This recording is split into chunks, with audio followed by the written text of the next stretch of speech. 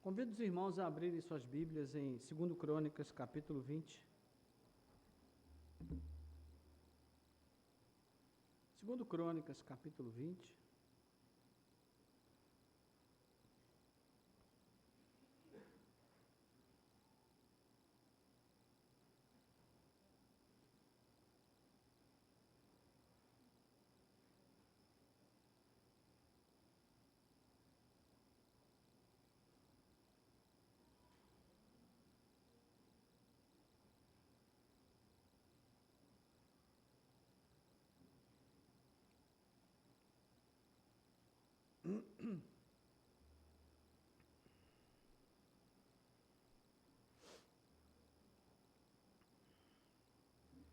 Antes de fazermos a leitura, deixe-me perguntar uma coisa.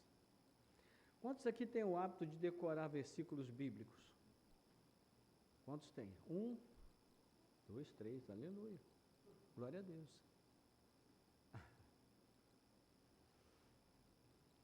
Irmãos, nós vivemos na era da tecnologia e nós perdemos o hábito de decorar textos, porque nós temos essa maquininha aqui nas nossas mãos que tem uma quantidade, uma capacidade de armazenamento tão extraordinária e tudo que a gente precisa está na palma da nossa mão, é só a gente colocar ali no buscador e daqui a pouco aparece aquilo que a gente precisa, não é verdade?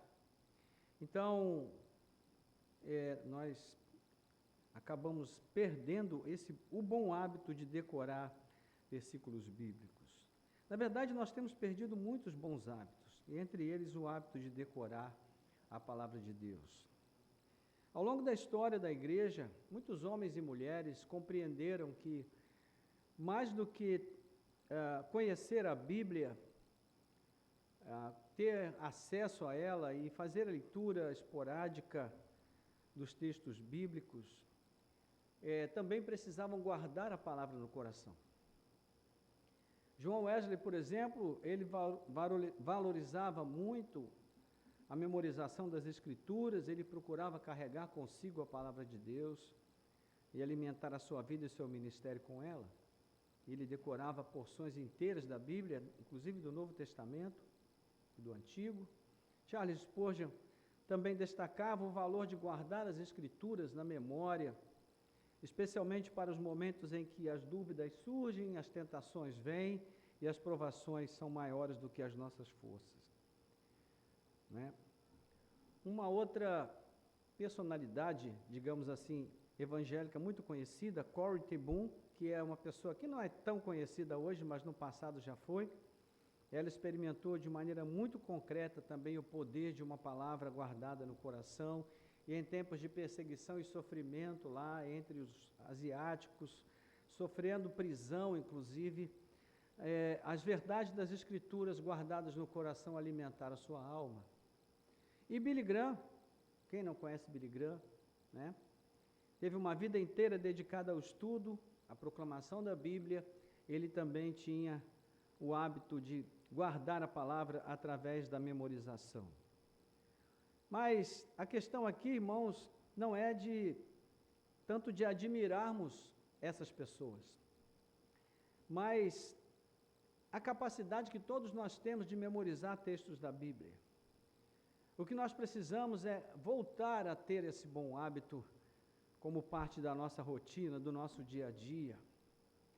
Assim como digitar um texto não é a mesma coisa que escrever um texto cursivamente com a sua mão, porque quando você escreve, você está desenhando a letra, e isso aumenta a nossa capacidade de aprendizado. Quando você digita, você já está digitando ali a letra pronta, você não tem nenhum esforço para preparar aquele símbolo.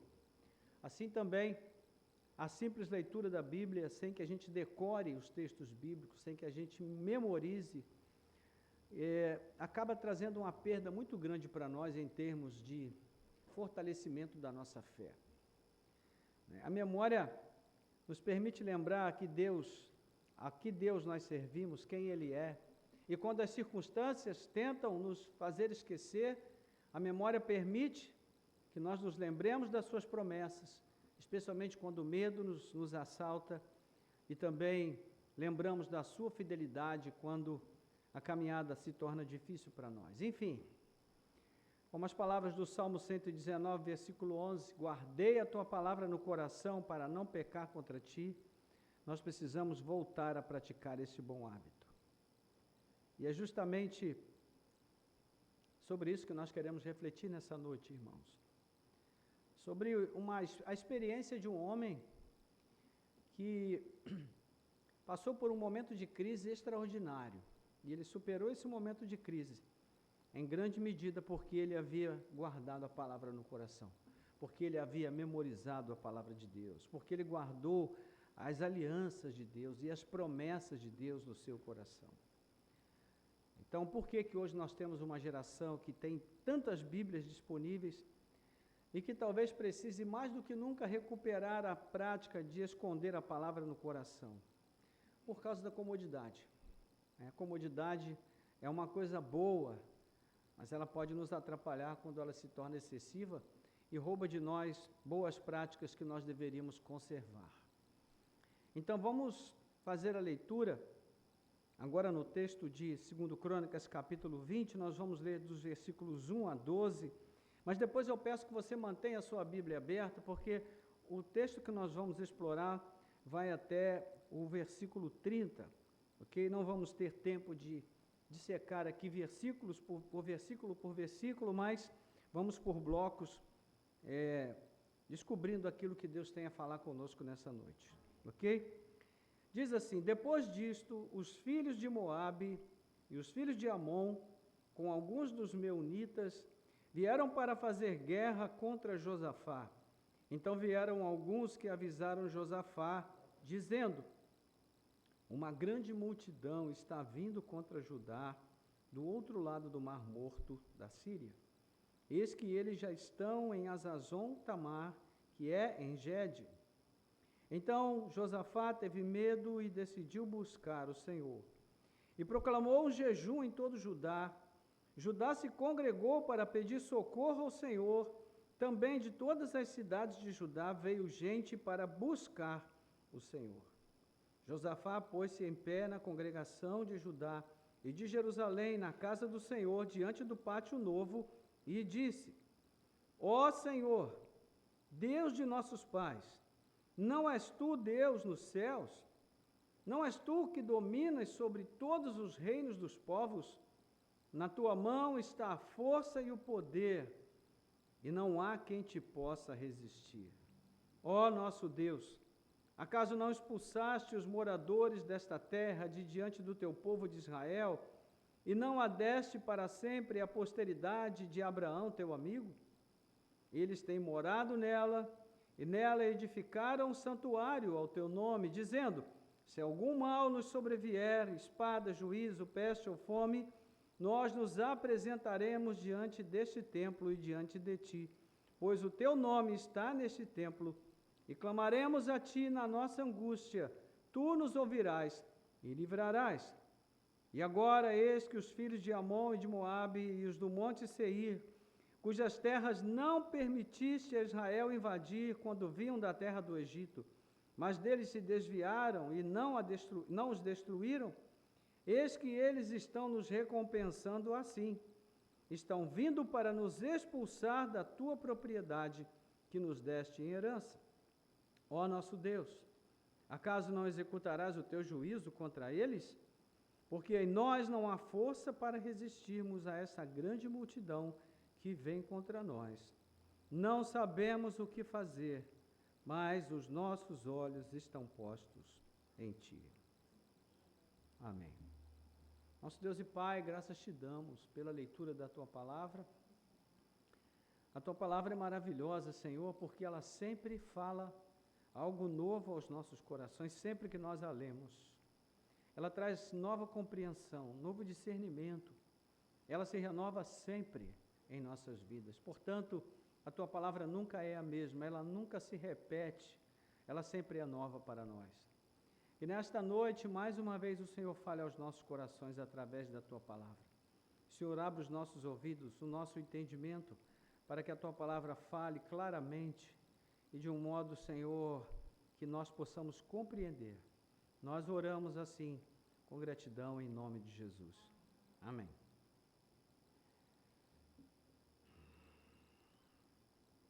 Muito bem, irmãos.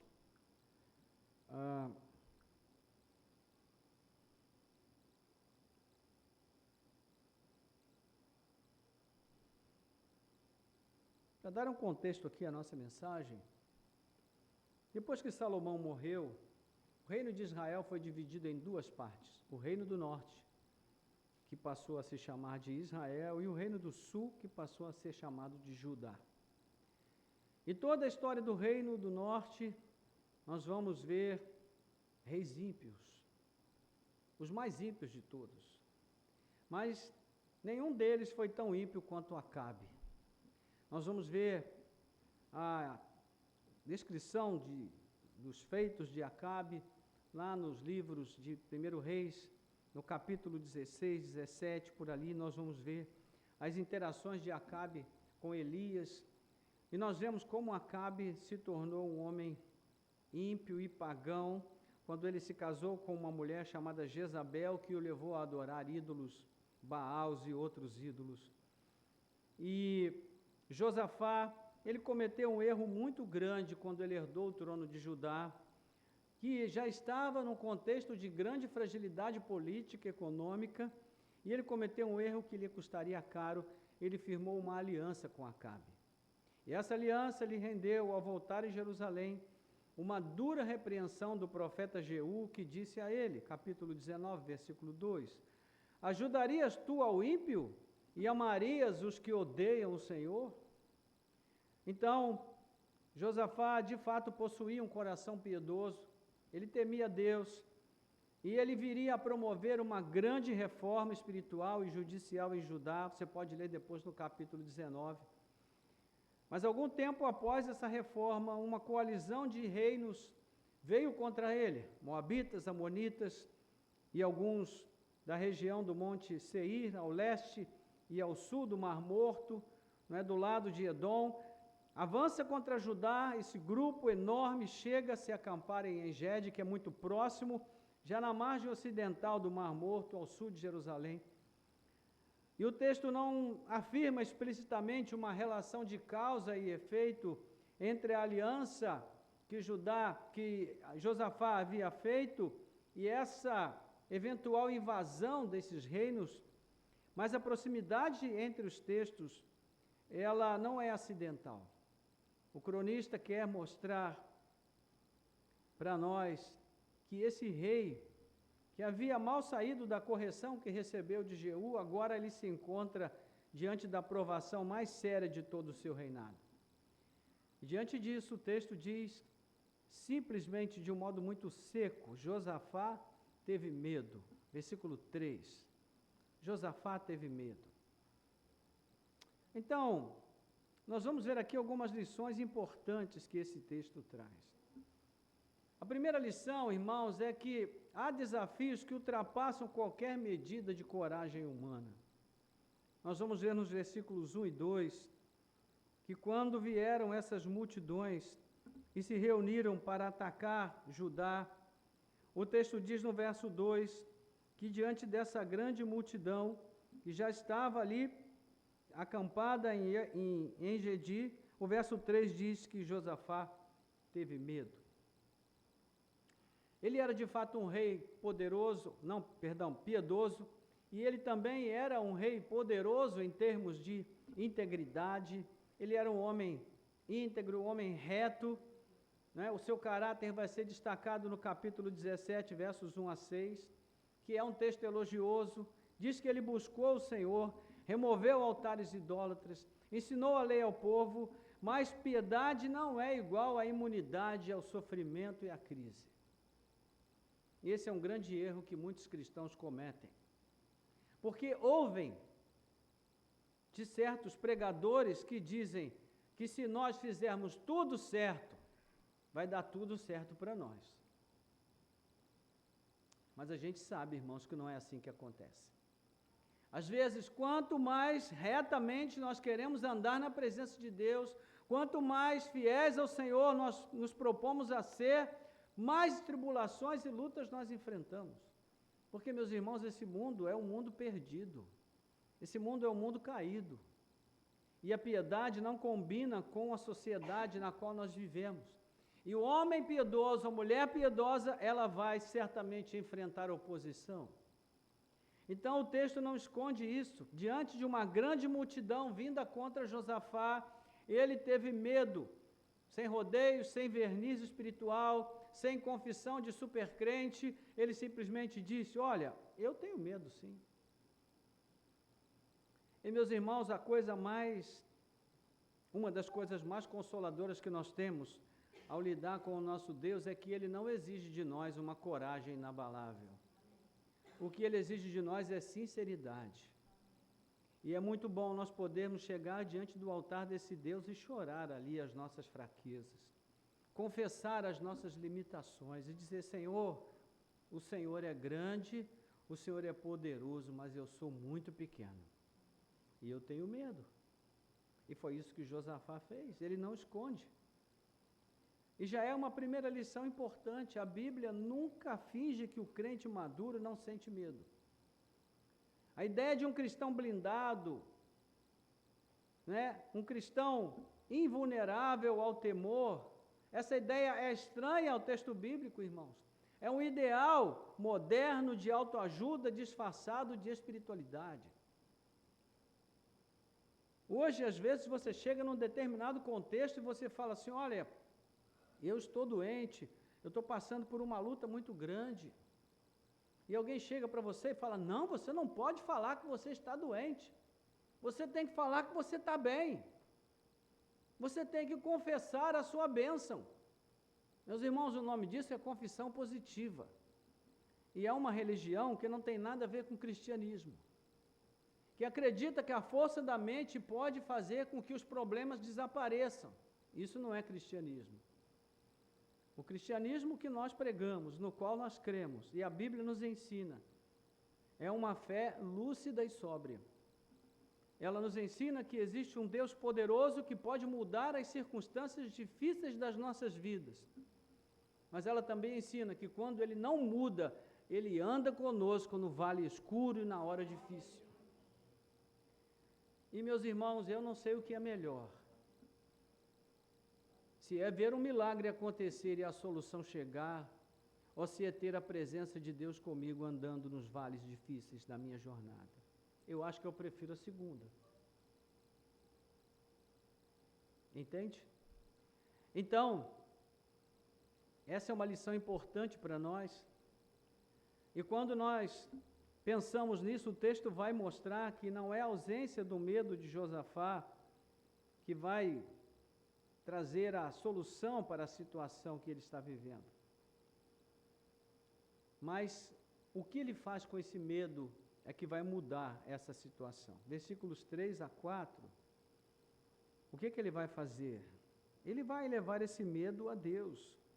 Então Josafá teve medo e decidiu o quê? Buscar o Senhor. Veja só nesses versículos 3 e 4. Veja quantas vezes nós vamos ver a menção de buscar o Senhor. Então Josafá teve medo e decidiu o quê? Buscar o Senhor.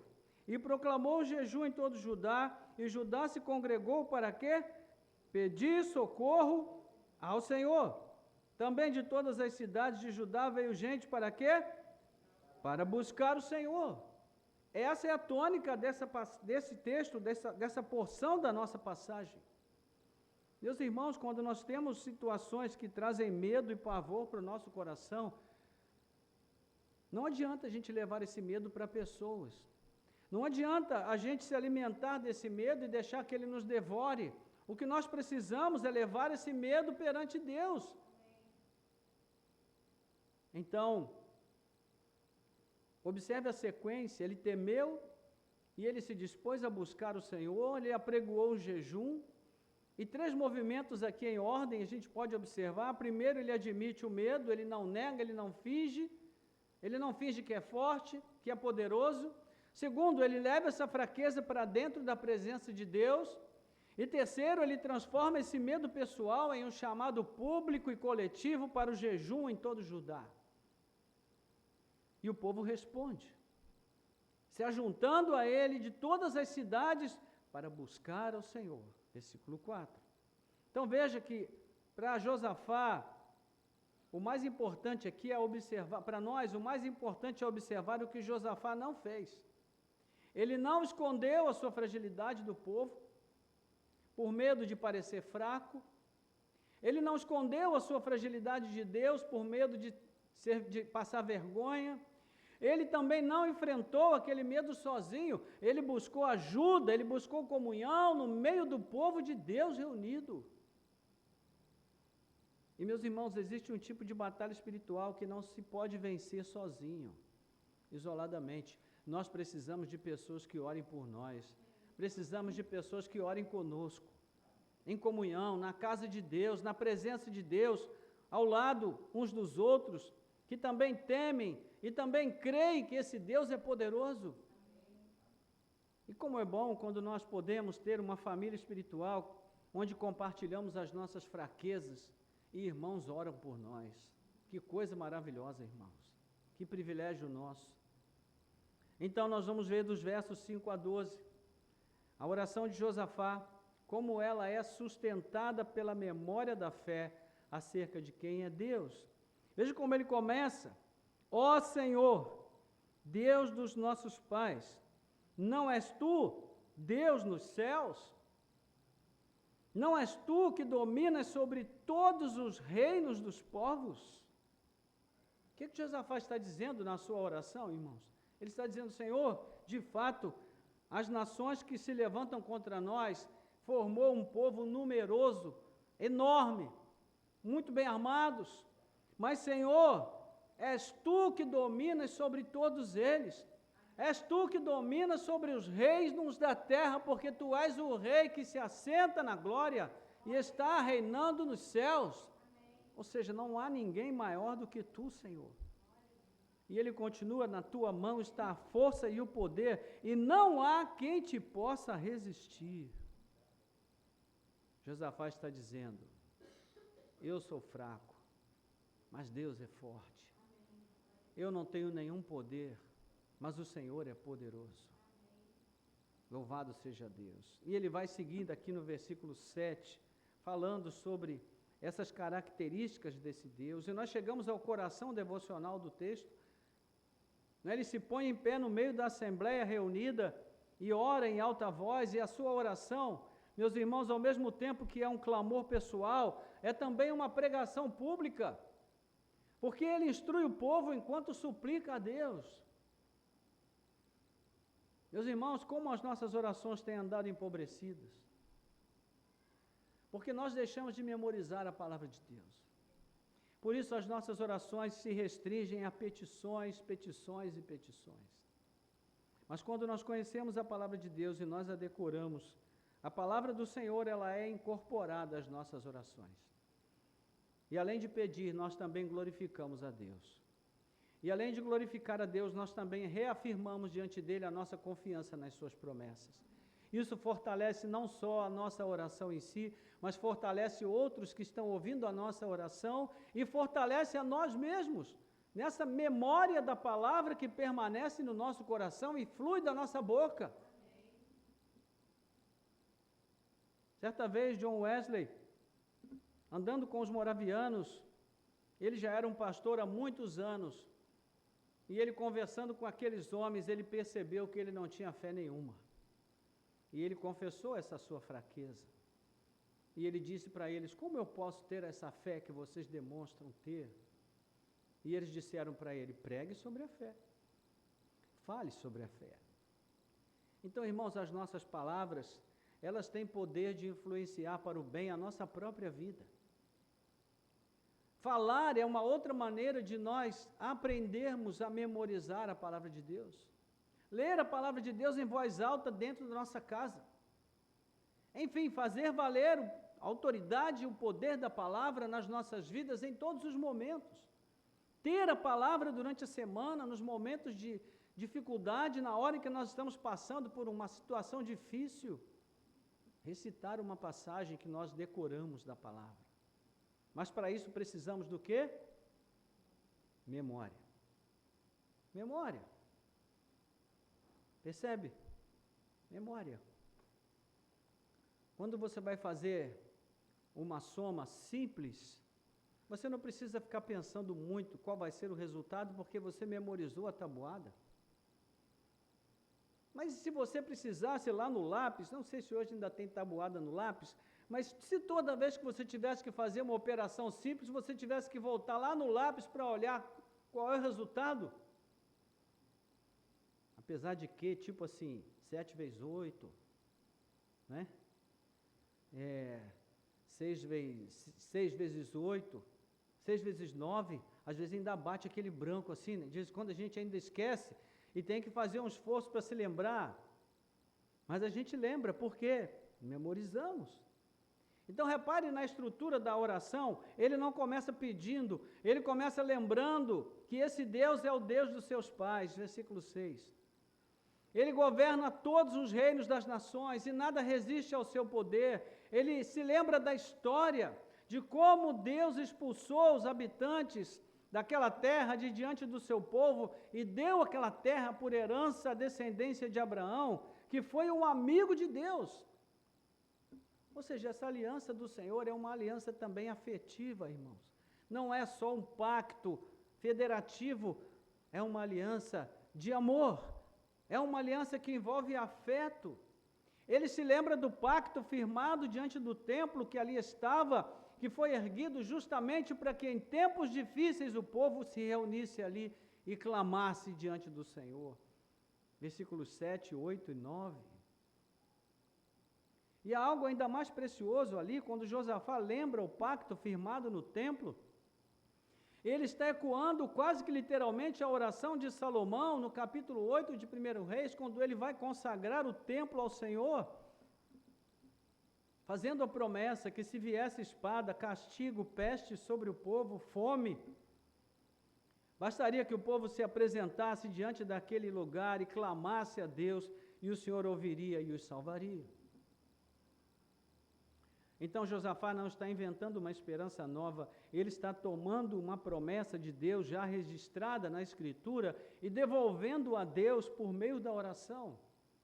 E essa é, irmãos, talvez a definição mais prática do que é memória devocional. Não apenas lembrar fatos sobre Deus, mas lembrar promessas de Deus com precisão suficiente para devolvê-las a Deus em oração. Porque até quando nós oramos, nós apenas devolvemos a Deus aquilo que Ele já nos deu. Depois Josafá faz algo notável. Ele recorre à própria história daquelas nações que agora atacam, e ele recorda que séculos antes, quando Israel subia da terra do Egito e queria tomar a direção daquelas regiões, Deus não permitiu que o povo invadisse os territórios de Amon, Moabe e do Monte Seir, por causa da aliança que ele havia feito com Ismael. Deus é fiel às suas alianças, irmãos. Seja com quem for que ele as fez. Judá poupou aquele povo por ordem divina. Você pode conferir em Deuteronômio 2, 14 e 19. E agora são exatamente essas nações que foram poupadas no passado, que estão ali querendo expulsar Judá da herança que o Senhor lhes deu, versículo 11. Então não se trata de uma confissão de revolta ou de algo que ele não compreende ou de um pedido de vingança, é um apelo direto à justiça de Deus diante de uma agressão gratuita, sem motivação e ingrata contra o povo de Deus. E é só depois de todo esse percurso de memória do caráter de Deus, da aliança, da história, que Josafá chega à sua petição final no verso 12, e ele diz: Senhor, nós não temos força perante essa grande multidão, nem sabemos o que fazer, porém os nossos olhos estão postos em Ti. Isso aqui é extraordinário. Memória primeiro, petição depois. É a memória de quem Deus é, que sustenta e dá formação à oração de Josafá. Uma oração sem essa memória tende a ser apenas um catálogo de pedidos ansiosos. Uma oração alicerçada na memória de Deus, por outro lado, ela se torna adoração mesmo no meio da súplica. Então, irmãos, Deus responde através da palavra e não do silêncio. Ele usa a vida de um profeta chamado Jaziel. Vai ser a única vez que você vai ver mencionado esse nome da Escritura. E Deus levanta esse homem e manda que ele profetize. No versículo 14 diz: então, no meio da congregação, o Espírito do Senhor veio sobre Jaziel, filho de Zacarias, filho de Benaia, de Jeiel, filho de Matatias, levita e filho de Asaf. Jaziel disse: escutem com atenção todo o povo, todo Judá, moradores de Jerusalém e rei Josafá. Assim diz o Senhor: não tenham medo, nem se assustem por causa dessa grande multidão, pois esta batalha não é de vocês, mas de Deus.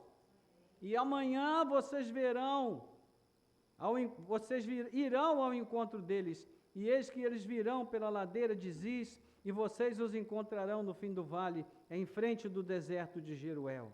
Neste encontro vocês não precisarão lutar, tomem posição, fiquem parados e vejam a salvação que o Senhor lhes dará, ó Judá e Jerusalém. Não tenham medo, nem se assustem, amanhã saiam ao encontro deles, porque o Senhor está com vocês. Louvado seja Deus. Então, irmãos, toda a Assembleia de Judá está posta agora diante do Senhor, homens, mulheres, crianças. E em meio a essa multidão, o Espírito do Senhor vem sobre esse levita chamado Jaziel e ele profetiza. A palavra que vem é clara e surpreendente. O Senhor diz: não temais, porque a peleja não é vossa, mas de Deus. Deus dá até instruções táticas precisas, por onde eles deviam subir, por onde o inimigo viria, onde eles os encontrariam.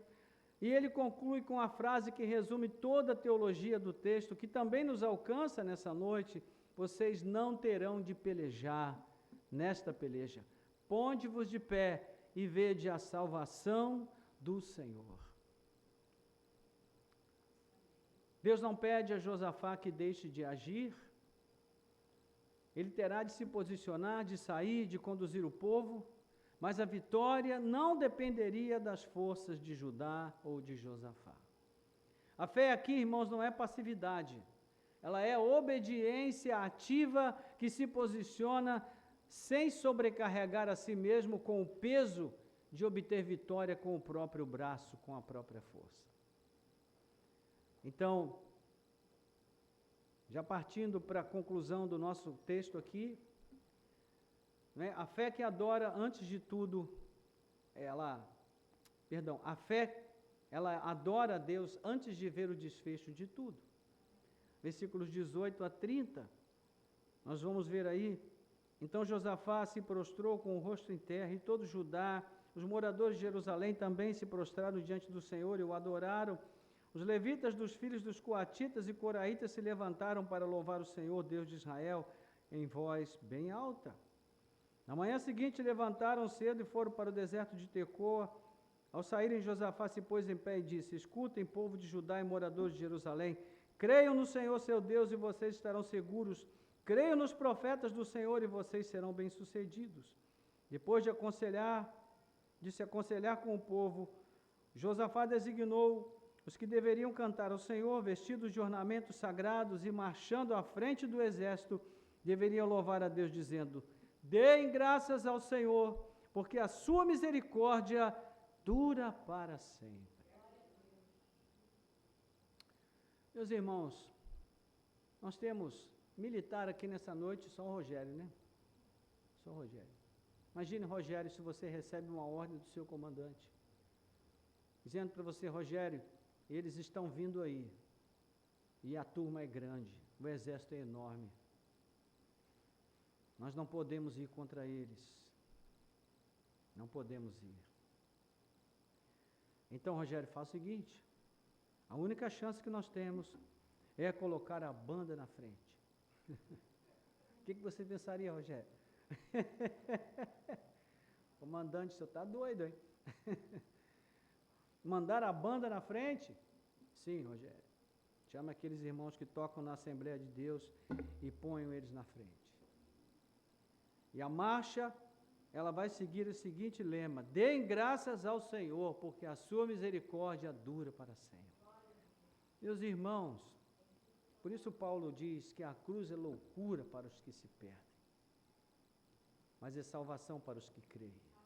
A palavra de Deus, irmãos, é loucura para os que se perdem. Ela só é poder de Deus para os que creem. E aqui, a meu ver, o ponto mais notável de todo o capítulo se desenrola, e às vezes é o que menos chama a atenção das pessoas. Pense só no que significa, do ponto de vista puramente humano, colocar cantores desarmados à frente de um exército que caminha para uma batalha desigual. Nenhum general jamais aconselharia isso, irmãos. É uma decisão que só faz sentido se a verdadeira convicção daquele povo é de que a vitória não depende da espada, mas depende do Senhor.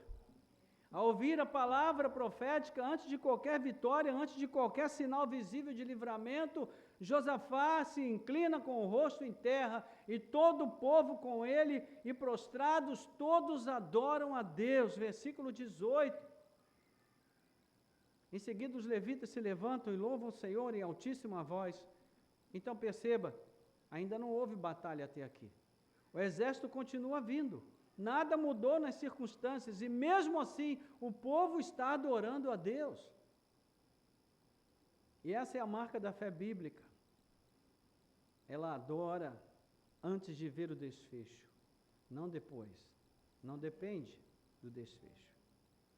Louvor que só aparece depois da vitória não é fé, irmãos. É apenas reação. A fé é o povo de Deus cantando no vale antes de saber como a história vai terminar. Porque a sua confiança não está no resultado, mas em quem é o Senhor.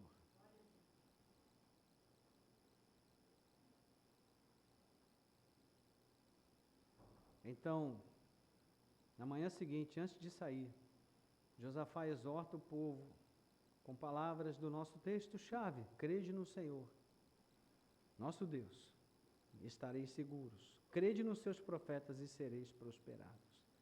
E então ele faz algo que nenhum estrategista militar recomendaria. Coloca esses cantores na frente, não na retaguarda, mas à frente, louvando a formosura da santidade do Senhor. E é exatamente quando esse louvor começa que Deus age. Ele arma uma emboscada contra os invasores, versículos 22 e 23. Diz que os moradores do Monte Seir, de Moabe e de Amon se levantaram uns contra os outros e começaram a se destruir mutuamente. E quando os homens de Judá chegaram ao lugar alto, de onde se pode olhar para o deserto, procuraram ver a multidão, e eis que somente avistaram cadáveres estendidos no chão, e não havia nenhum sobrevivente. Irmãos, quando Judá chega ao lugar da batalha, não encontra ninguém de pé. Apenas corpos e um despojo tão grande que levou 3 dias para ser recolhido, versículos 24 e 25. No 4º dia, eles se reúnem num vale que passam a chamar de Beraca ou Baraca, que significa bênção, porque ali bendisseram ao Senhor, versículo 26, e voltam a Jerusalém em festa com harpas, saltérios e trombetas, porque o Senhor os fez regozijarem-se sobre os seus inimigos, versículos 27 e 28. O temor de Deus caiu sobre os reinos vizinhos, e a terra de Josafá teve paz. Versículos 29 e 30. O terror da parte de Deus veio sobre todos os reinos daquelas terras, quando ouviram o Senhor, que o Senhor havia lutado contra os inimigos de Israel. Assim o reino de Josafá teve paz, porque Deus lhe deu repouso por todos os lados. Então vale notar que a vitória não veio depois que o povo lutou bem. Ela veio depois que o povo adorou bem, que o povo confiou bem, obedeceu a palavra profética sem exigir provas antecipadas. Apenas creu, confiou em Deus. Então, irmãos, olhando todo o arco narrativo aqui, nós vamos perceber a mudança daquela aliança infeliz com Acabe, o rei pagão, ímpio, até o vale que passou a ser chamado de Vale da Bênção. O que aconteceu entre uma coisa e outra? Deus agiu. Deus agiu. Mas algo também extraordinariamente importante aconteceu antes de Deus agir. A memória da fé em Josafá fez com que ele levasse o seu medo perante o Senhor. Não é possível compreender bem o capítulo 20, irmãos, se nós o isolarmos dos capítulos 18 e 19. Quando olhamos no capítulo 18, nós vemos Josafá comprometido. Ele aceita a aliança com Acabe, que o coloca em risco de morte no meio da batalha. Você conhece o texto? Eles fazem uma aliança de sair juntos para a batalha. E Acabe mostra a sua grande amizade e afeto por Josafá. Ele diz, olha, você vai vestido de ornamentos reais, e eu vou me disfarçar de soldado. Que amigão, né? Que amigo. Você gostaria de ter um amigo assim? E Josafá, irmãos, ele sofria de um mal que afeta muita gente. Eu já falei sobre isso aqui. Josafá era uma pessoa muito ingênua. Ele vai repetir esse erro depois. Se você seguir com o versículo 31 em diante, você vai ver que ele comete o mesmo erro com Acasias, um outro rei ímpio, e ele vai fazer aliança com esse rei também. Josafá era um ingênuo incurável. E ele pagou um preço alto por isso. Mas ele tinha um coração voltado para Deus, e isso fazia toda a diferença na vida dele. Então, nós vamos perceber que mesmo tendo se escondido, Acabe não sobreviveu, porque ele se escondeu dos homens, mas ele não podia se esconder de Deus. Então, Josafá se expõe à repreensão do profeta Jeú, e no capítulo 19 nós vemos que ele levou a sério a reprimenda que recebeu e ele foi corrigido. Ele não reage à repreensão com revolta, né, tentando se defender com aquelas palavras evasivas. Não, ele percorre o reino, ele reorganiza a prática da justiça, ele aponta o temor do Senhor como fundamento para a vida no reino, de capítulo 19. No capítulo 20, vemos esse homem provado na maior crise do seu reinado, e ela chega depois dessa reforma que ele faz. E agora já um homem instruído e corrigido, ele se encontra diante também da maior vitória de toda a sua história. Então, meus irmãos, as grandes crises que nós enfrentamos na vida realmente trazem temor ao nosso coração. Mas elas também são oportunidades de grandes vitórias que o Senhor opera em nossas vidas. Amém? E esse padrão, compromisso, correção, prova e livramento, não é exclusivo de Josafá. O apóstolo Paulo vai usar o mesmo padrão quando ele reconta a história do povo de Israel, em 1 Coríntios, no capítulo 10, e ele diz, olha, tudo o que aconteceu com eles, quando eles viram milagres, viram o poder, viram a ação de Deus, a fidelidade de Deus, e mesmo assim caíram por causa da dureza dos seus corações, que nós aprendamos com os erros deles. E aquele que está de pé, cuide para que não caia. Isso descreve com precisão o Josafá do capítulo 18.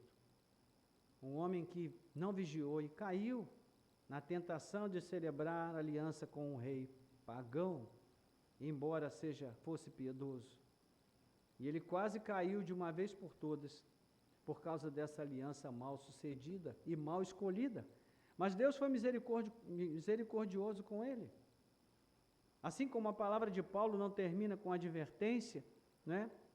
O verso que traz a promessa lá no texto de Coríntios 10, ele diz, Deus é fiel, e Ele não deixará que sejamos tentados além do que podemos suportar. Antes, com a provação, Ele também dará a saída para que possamos suportar a luta e a provação. E é exatamente o que vemos aqui em 2 Crônicas 20. Josafá está diante de uma prova maior do que as suas forças. E ele mesmo confessa, não temos força, nem sabemos o que fazer. E Deus é fiel ao seu caráter e à sua aliança. Ele provê a saída e ele prova que a sua aliança é uma aliança verdadeira, eficaz, e as suas promessas não caem por terra. Então ele traz a palavra profética de Jaziel, a instrução para que Josafá se posicione para ver a vitória que vem não por causa do seu povo, não por causa da força do seu braço, mas por meio da ação poderosa de Deus em seu favor. Então, meus irmãos, a adoração também pode ser uma arma poderosa. Quando nós entendemos que Deus é Deus, não é? Quando alguém perguntou para Martinho Lutero como você conseguiu promover essa mudança tão extraordinária e esse levante para promover a reforma, como você conseguiu? E ele disse, eu não fiz nada. O que eu fiz foi deixar Deus ser Deus. E meus irmãos, quando nós deixamos Deus ser Deus em nossas vidas, tudo pode mudar. Até aquilo que parece mais impossível. Então, segundo Crônicas 20, não é apenas uma história bonita de um rei antigo, não é uma ilustração bonita para nós copiarmos. É mais do que isso.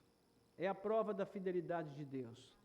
Que Ele sempre proveu uma saída para quem, como Josafá, dirige a Ele os olhos ao invés de confiar nas próprias forças.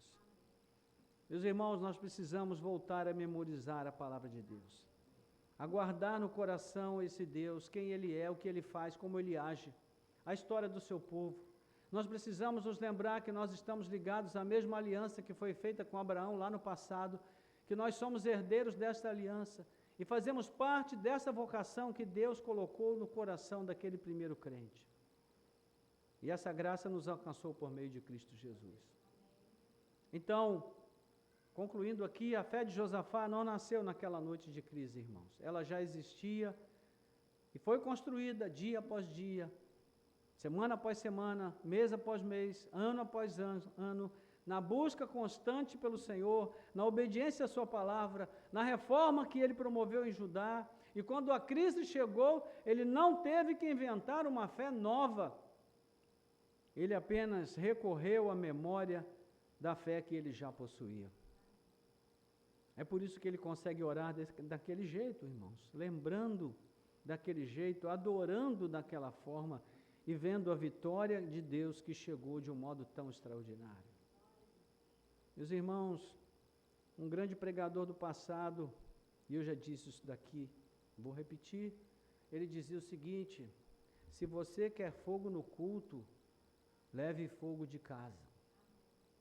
O nosso grande problema, irmãos, é que a igreja hoje está se transformando num balcão de consumo.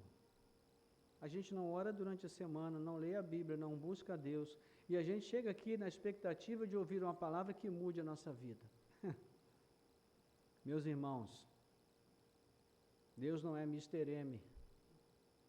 Deus é uma pessoa. E para nós vivermos o extraordinário de Deus, para nós vermos as ações poderosas de Deus, mudanças extraordinárias que Ele pode promover em nossas vidas, nós precisamos ter com Ele um relacionamento. Isso exige comprometimento diário.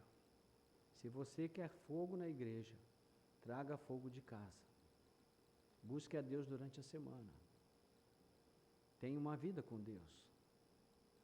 Meus irmãos, não dá para a gente esperar a hora da luta. Não dá para a gente esperar quando o inimigo se levanta e vem contra nós, para a gente dizer, bom, agora eu vou afiar minha espada. Não dá tempo, irmãos. Nós temos que estar preparados. Sempre preparados.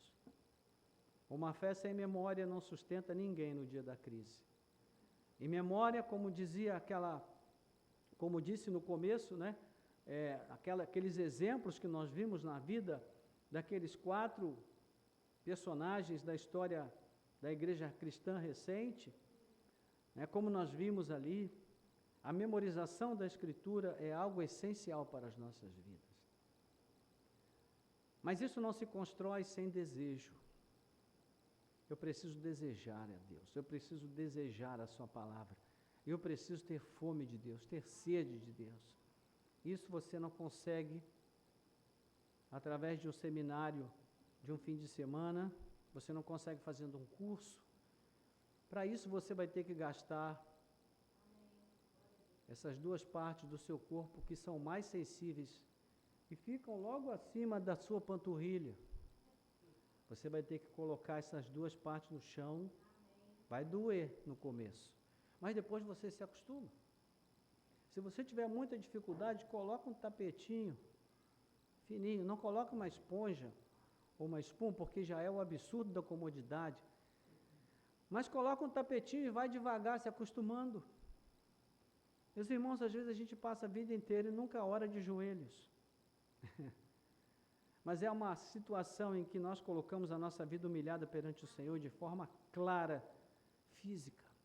A fé precisa ter fisicalidade, ela precisa ser vista. Além de desejo, nós precisamos de intencionalidade. Viver uma vida cristã intencional, irmãos, é viver uma vida cristã iluminada, guiada e dirigida pela palavra de Deus. Então, é uma busca diária e apaixonada por conhecer a Deus.